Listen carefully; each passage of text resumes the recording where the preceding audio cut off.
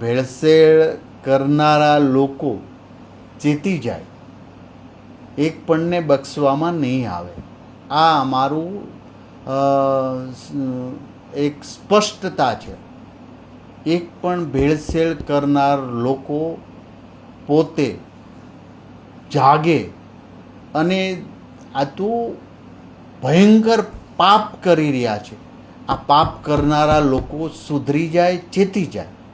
આ પહેલી મીટિંગની અંદર મેં મારા વિભાગના અધિકારીઓને કહ્યું છે, સ્વચ્છતા સાથે ટંગ મેનેજમેન્ટ, અમારું બિહેવિયર અને વાણી વર્તન પણ દર્દીઓ સાથે રહે. દરિદ્ર નારાયણની સેવાનો આ મોકો છે, ત્યારે એ પણ અમે આવનારા સમયમાં કરીશું. જે કંઈક સારું થઈ રહ્યું છે, ખૂબ સારું થઈ રહ્યું છે, અને અમારા હેલ્થ વિભાગના કર્મચારીઓ પણ દિવસ રાત આ બાબતમાં મહેનત કરે છે, એને હું હૃદયપૂર્વક બિરદાવી રહ્યો છું.